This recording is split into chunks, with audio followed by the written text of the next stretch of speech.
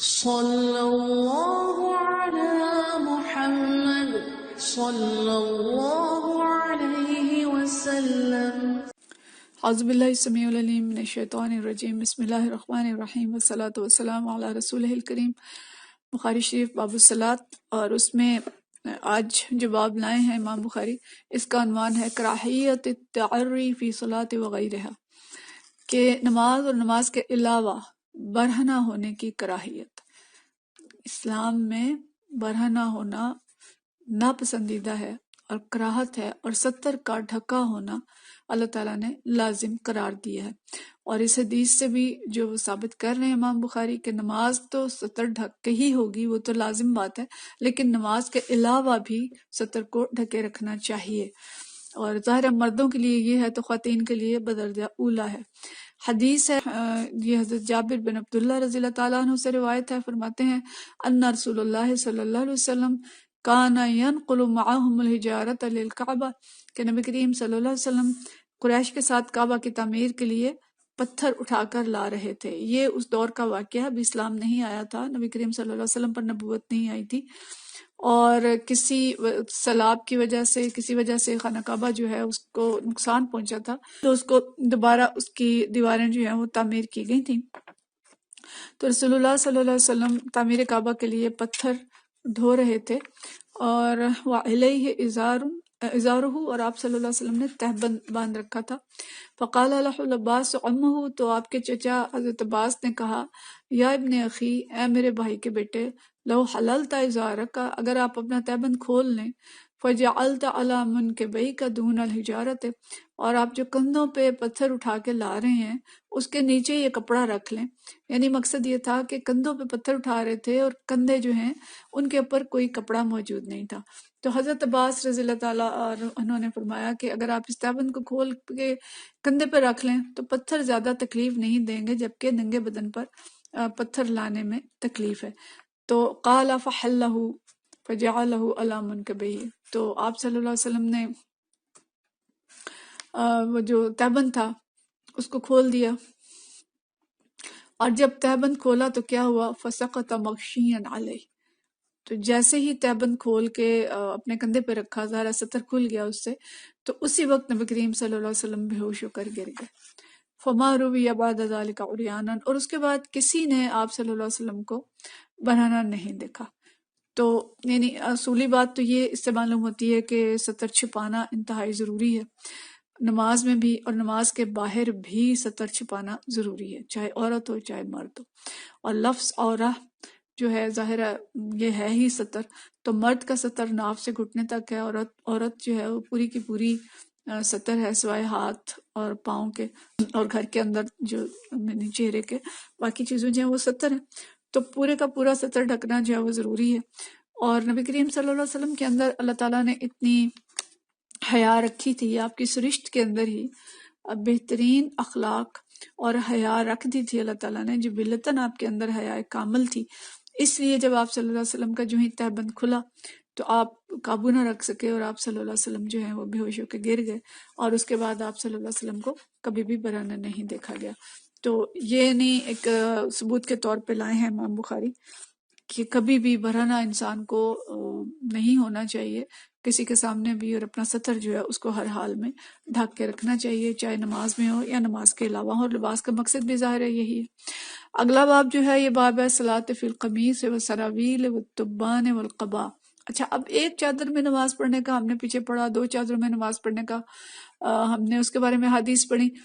اب سوال ہے کہ قمیض ہے، صلاۃ فی قمیص، قمیض میں نماز، سراویل سے مراد پجامہ یا شلوار ہے، اور تبان سے مراد جانگیہ ہے، اور قبا سے مراد قبا ہے، یعنی اوپر جو عبایا ٹائپ چیز پہنی جاتی ہے۔ تو ان سب میں نماز پڑھنے کا کے بارے میں کیا حکم ہے؟ اچھا، ہمیں تو ابھی سوال نہیں پیدا ہوتا، اس لیے کہ قمیض اور شلوار ہمارا لباس ہے، اور ہم شروع سے جب سے ہم آنکھیں کھولی ہیں تو ہم یہ لباس دیکھ رہے ہیں، لیکن نبی کریم صلی اللہ علیہ وسلم کے دور میں تو چادر تہبند ہوتا تھا، اور یا اگر کسی کے پاس بہت ہوتا تھا تو دوسری چادر ہوتی تھی، اور بعد میں یہ بھی تھا کہ قمیض بھی ہوتی تھی، لیکن پجامے کا تصور اس وقت جو ہے وہ بہت کم تھا۔ تو اس لیے سارے سوال جو ہیں صحابہ کرام بہت زیادہ احتیاط کرتے تھے، سوال پوچھا کرتے تھے، تو یہ سوال پھر ہمارے لیے ظاہر ہے ثابت ہوئے ایک نعمت کہ ہم سب کو ان سارے مسائل کا پتہ چلا. تو یہ سوال پیدا ہوا، اور یہ حدیث حضرت ابو ہریرہ رضی اللہ تعالیٰ عنہ سے ہے. فرماتے ہیں قام رجل الی نبی صلی اللہ علیہ وسلم، ایک شخص کھڑا ہوا اور اس نے نبی کریم صلی اللہ علیہ وسلم سے ایک سوال پوچھا. فسألہ عن الصلاۃ فی ثوب الواحد، کہ اس نے ایک کپڑے میں نماز پڑھنے کے بارے میں پوچھا. فقال، تو آپ صلی اللہ علیہ وسلم نے فرمایا اوا کلکم یجد ثوبین، یہ ہم پیچھے بھی پڑھ چکے ہیں. آپ نے فرمایا کہ کیا تم میں سے ہر ایک کے پاس 2 کپڑے ہوتے ہیں؟ یعنی جب ہر ایک کے پاس 2 کپڑے نہیں ہیں، اور اکثر اور بیشتر صحابہ ایسے ہیں جو صرف ایک کپڑا رکھتے ہیں، تو اگر ایک کپڑے میں نماز پڑھنے کی اجازت نہ ہو تو پھر کیا وہ لوگ نماز کے برکات سے محروم ہو جائیں گے؟ یعنی کوئی حرج نہیں ہے، ایک کپڑا ہے تو اس میں بھی نماز پڑھ سکتے ہیں. ثم سأل رجل عمر، کہ پھر ایک شخص نے حضرت عمر رضی اللہ تعالیٰ عنہ سے پوچھا. فقال اذا وسع اللہ فاوسع، کہ جب اللہ تمہیں وسعت دے، تمہیں طاقت دے، یعنی تمہارے پاس اگر 2 3 کپڑے ہیں تو تم بھی اپنے اوپر توسیع کرو اور 2 کپڑوں میں اور 3 کپڑوں میں نماز پڑھو. ہاں اگر تنگی ہے اور ایک کے سوا کپڑا نہیں ملتا تو پھر ایک ہی میں پڑھو. مطلب یہ کہ اگر اللہ نے وسعت دی ہے تو پھر اچھی طرح سے اپنا سطر ڈھک کے 2 اور 3 کپڑوں میں نماز پڑھی جا سکتی ہے. اور پھر اسی میں آگے جو تفصیل آ رہی ہے، تو اس نے کہا کہ ایک شخص اپنے اوپر کپڑے جمع کر لے، یعنی زیادہ کپڑے جو پہن سکتے ہیں. فجمع رجل علیہ ثیابہ، کہ اپنے اوپر زیادہ کپڑے جمع کر لے. صلی رجل فی ازار مردائن، کہ کوئی شخص جو ہے وہ ایک تہبند اور ایک چادر میں نماز پڑھ سکتا ہے. وفی ازار و قمیض، تہبند اور قمیض میں پڑھ سکتا ہے. فی ازار و قبائن، تہبند اور قبا میں پڑھ سکتا ہے. فی سراویل و ردائن، شلوار اور چادر میں پڑھ سکتا ہے. فی سراویل و قمیص، شلوار اور قمیض میں پڑھ سکتا ہے. فی سراویل و قبائن، شلوار اور قبا میں پڑھ سکتا ہے. فی تبان و قبائن، تو جانگیے اور قبا میں پڑھ سکتا ہے. قمیض نہیں ہے، اوپر عبایا پہن لیا، یعنی مردوں کے لیے ہے، اور اندر ان کے پاس کوئی کپڑا اگر نہیں ہے، صرف جانگیاں پہنا تو بھی پڑھ سکتے ہیں. فی تبان و قمیص، جیسے عربی پہنتے ہیں لمبی سی قمیض اور اس کے نیچے جانگیاں، وہ بھی کر کے پڑھ سکتے ہیں. قال و احسبہ، اور کہتے ہیں میرا خیال ہے قال فی تبان و ردائن، کہ جانگیے اور چادر میں بھی پڑھ سکتے ہیں. تو مطلب کیا ہے کہ یہ سب چیزیں جو ہیں یہ جائز ہیں اور اس میں کوئی حرج نہیں ہے.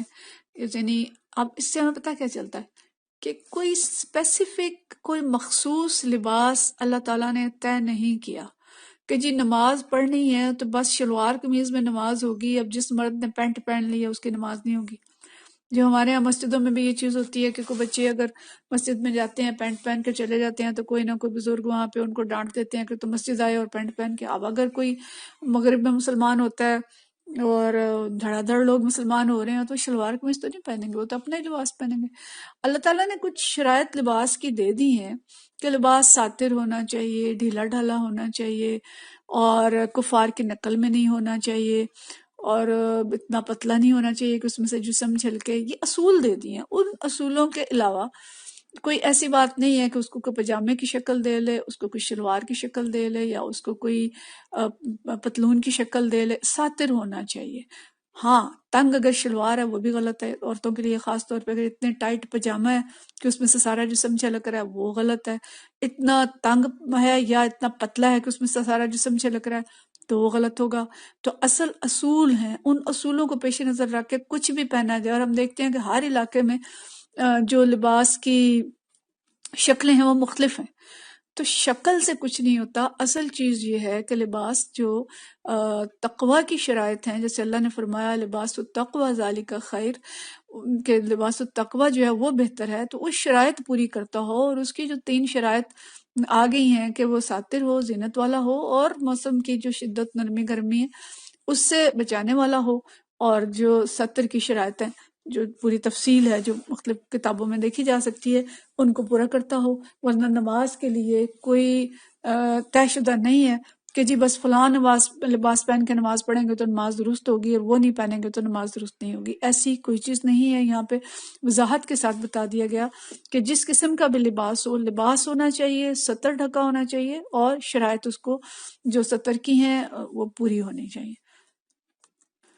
اگلی حدیث نمبر 359 ہے، اور یہ حضرت عبداللہ بن عمر رضی اللہ تعالیٰ عنہ سے روایت ہے، فرماتے ہیں قال سأل رجل رسول اللہ صلی اللہ علیہ وسلم، ایک شخص نے رسول اللہ صلی اللہ علیہ وسلم سے پوچھا، فقال ما يلبس المحرم، کہ محرم کون سا لباس پہنے. یہ حدیث بھی ہم پیچھے پڑھ چکے ہیں کہ محرم کون، یعنی جو شخص احرام باندھ رہا ہے عمرے کے لیے حج کے لیے، وہ کون سا لباس پہن سکتا ہے.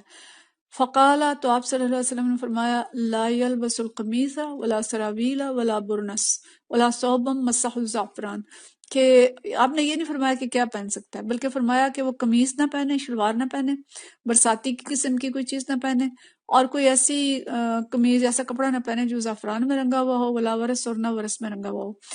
تو فمن لم یدن، اچھا یہ نہیں فرمایا کہ کیا پہنے، بلکہ یہ بتا دیا کہ کیا نہیں پہن سکتے. مطلب یہ کہ بہت سے لباس ہیں جو پہننے جا سکتے ہیں، جو محرم پہن سکتا ہے، چادریں چاہے وہ تولیے کی ہو یا لٹھے کی ہو یا کسی قسم کی ہو یا کس کلر کی ہو، سب اجازت ہے، لیکن سلے ہوئے کپڑے جو ہیں وہ تفصیل کر کے بتا دیا کہ یہ نہیں پہن سکتے.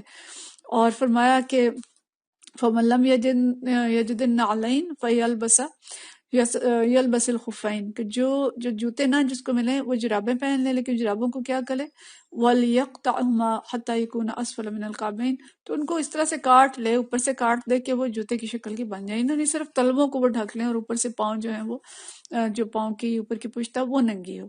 تو مقصد یہ ہے کہ یہاں پہ بھی جو امام بخاری لائے ہیں کہ اگر جو محرم ہے وہ محرم سارے کپڑے پہن سکتا ہے تو پھر نماز میں بدرجہ اولا پہنے جا سکتے ہیں.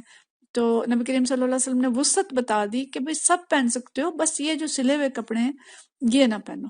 تو باقی سارے کپڑے اگر شریعت نے عام کپڑوں کے علاوہ کوئی مخصوص لباس متعین نہیں کیا تو احرام میں بھی صرف سلے ہوئے کپڑے پہننے کی ممانعت ہے، لیکن اور کوئی ممانعت نہیں ہے.